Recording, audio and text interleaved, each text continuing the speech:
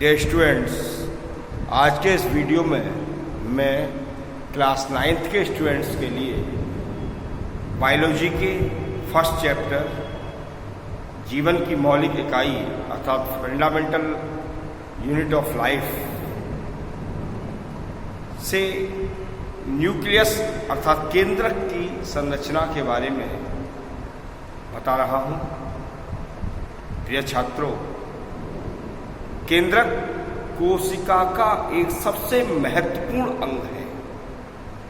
कोशिका का जो मेन ऑर्गेनेल है, अंगक है, वह है केंद्रक। केंद्रक की खोज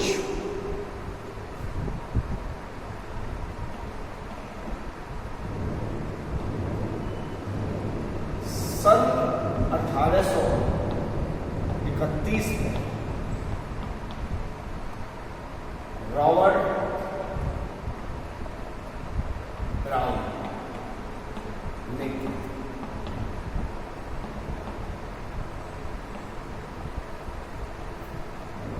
केंद्रक सभी कोशिकाओं में पाया जाता है, बस अंतर इतना है कि जो प्रोकैरियोटिक कोशिकाएं होती हैं उनमें केंद्रकीय पदार्थ अर्थात न्यूक्लियर मैटर कोशिका द्रव्य में बिखरा होता है, जबकि ये सभी यूकेरियोट सेल्स में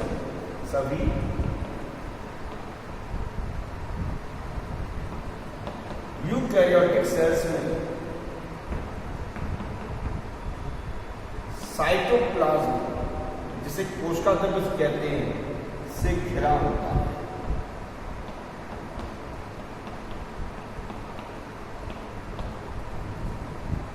और प्रत्येक कोशिका में इनकी संख्या एक होती है। प्रत्येक कोशिका में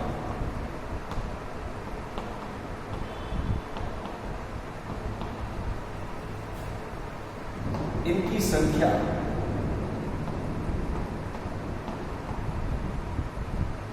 एक होती है, लेकिन कभी कभी कुछ कोशिकाओं में इसकी संख्या एक से अधिक भी होती है, जैसे एल्गी में, जिसे शैवाल भी कहते हैं। इसके अतिरिक्त यूग्लिया में एक केंद्रक होता है, जबकि पैरामीशियम में 2 केंद्रक होते हैं। तो प्रिय छात्रों, हम ये कह सकते हैं कि प्रत्येक कोशिका में एक केंद्रक होता है, लेकिन कुछ कोशिकाओं में इनकी संख्या एक से अधिक भी हो सकती है।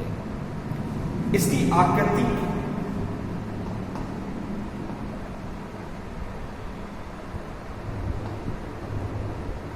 अंडाकार, गोलाकार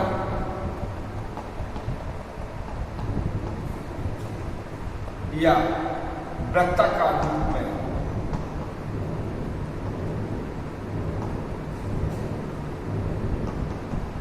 पाई जाती है।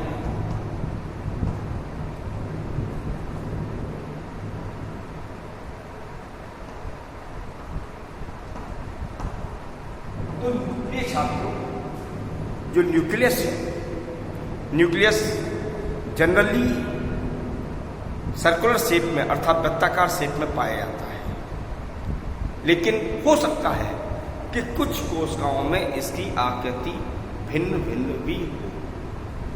अब मैं इसकी संरचना की बात करता हूँ। जैसा कि स्क्रीन पर आप देख रहे हैं, तो मैंने स्क्रीन पर एक फोटो साझा कर रहा हूँ मैं कि केंद्रक का है। केंद्रक में कुछ मुख्य भाग पाए जाते हैं, जैसे केंद्रक कला। यह केंद्रक के चारों ओर एक दोहरी परत की बनी हुई रचना होती है, जो केंद्रक की सुरक्षा का काम करती है। इसके मध्य में कहीं कहीं पर छिद्र भी पाए जाते हैं। इन छिद्रों को सेंट्रल पोर कहते हैं। केंद्रक कला से कुछ स्थानों पर एंडोप्लाज्मिक रेटिकुलम भी जुड़ी रहती है। और एंडोप्लाज्मिक रेटिकुलम पर कुछ गोल रचनाएं पाई जाती हैं। इन रचनाओं को राइबोसोम कहते हैं। ये प्रोटीन संश्लेषण का केंद्र होते हैं, अर्थात प्रोटीन का जब निर्माण होता है वह क्रिया इन्हीं राइबोसोम के द्वारा संपन्न होती है। केंद्रक कलाप में पाए जाने वाले सेंट्रल पोर्स केंद्रकीय पदार्थ और कोश का द्रव्य, केंद्र के अंदर जो पदार्थ भरा हुआ है, जो मैटर है, वो केंद्र की पदार्थ है और कोश का द्रव्य इसके चारों ओर होता है केंद्र के। तो केंद्रीय छिद्र जो होते हैं अर्थात सेंट्रल कोर होते जो है, ये सेंट्रल कोर न्यूक्लियोप्लाज्म अर्थात केंद्रक द्रव्य और साइटोप्लाज्म के मध्य विभिन्न पदार्थों के आदान प्रदान में मदद करते हैं, सहायक होते हैं। दूसरा भाग है केंद्रक द्रव्य। प्रिय छात्रों, केंद्रक कला से घिरा हुआ केंद्रक के अंदर एक जैलनुमा पदार्थ होता है। यह अर्ध तरल होता है। इस पदार्थ को हम केंद्रक द्रव्य या न्यूक्लियोप्लाज्म कहते हैं। इस न्यूक्लियोप्लाज्म में विभिन्न काबलिक पदार्थ, प्रोटीन पदार्थ आदि पाए जाते हैं और इसके अंदर केंद्रिका तथा क्रोमेटिन धागे भी उपस्थित होते हैं। अब तीसरा भाग जो मुख्य है वह है केंद्रिका। प्रत्येक केंद्रक में एक केंद्रिका होती है। इसकी खोज फोंटाना ने की थी। फोंटाना ने केंद्रक के अंदर केंद्रिका पाई जाती है इस बात को डिस्कवर किया था और यह वह भाग है केंद्रक का जिसके अंदर अर्थात केंद्रिका में वे सभी पदार्थ पाए जाते हैं जो राइबोसोम के फॉर्मेशन में भाग लेते हैं। इसमें लगभग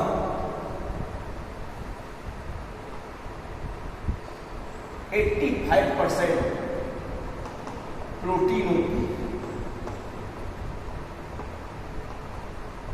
10% आरएनए होता है और 5% डीएनए। तो प्रिय बच्चों,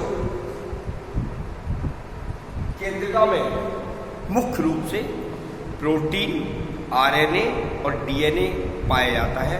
प्रोटीन की प्रतिशतता 85% होती है, आरएनए की 15% होती है और डीएनए की 5% होती है। फोर्थ पार्ट है क्रोमेटिन धागे। केंद्रक के अंदर केंद्रक द्रव्य में अर्थात न्यूक्लियोप्लाज्म में कुछ महीन, लंबे एवं धागे नुमा रचनाएं पाई जाती हैं। इन रचनाओं को हम क्रोमेटिन धागे या क्रोमेटिन थ्रेड्स भी कहते हैं।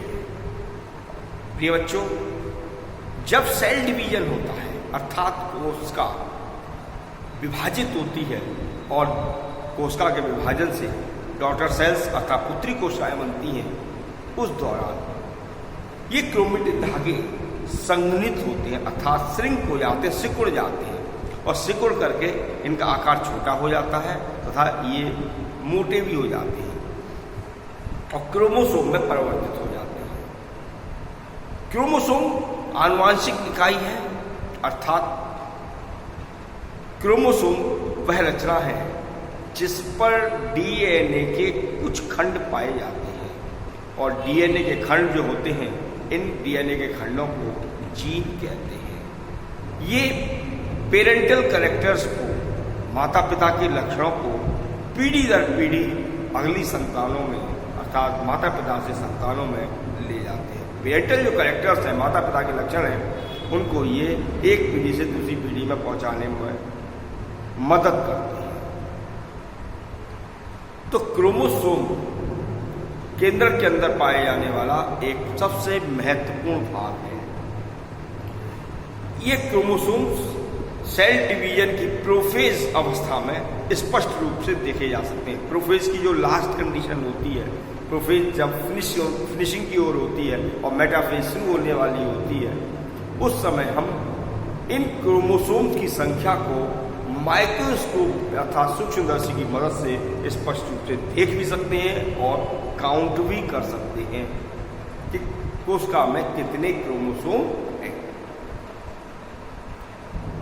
अब प्रश्न ये है कि ये केंद्रक क्या कार्य करता है।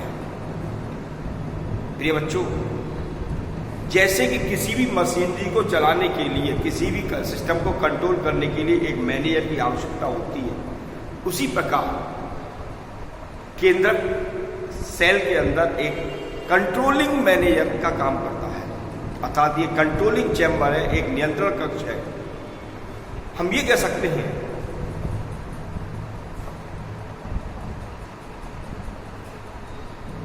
यह सेल में होने वाली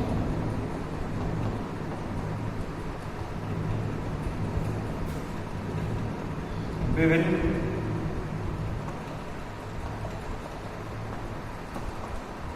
क्रियाओं का अपना नियंत्रण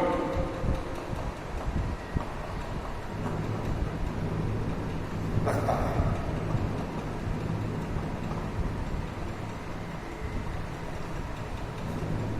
दूसरा फंक्शन हम ये दे सकते हैं, यह है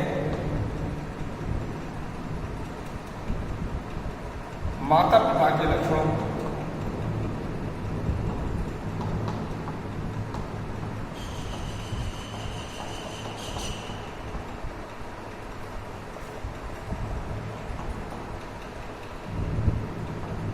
पीढ़ी दर पीढ़ी, इसका मतलब वो generation to generation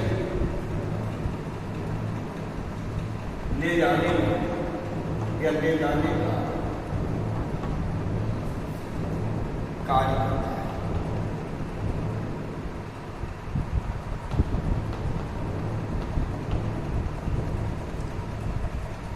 dear students,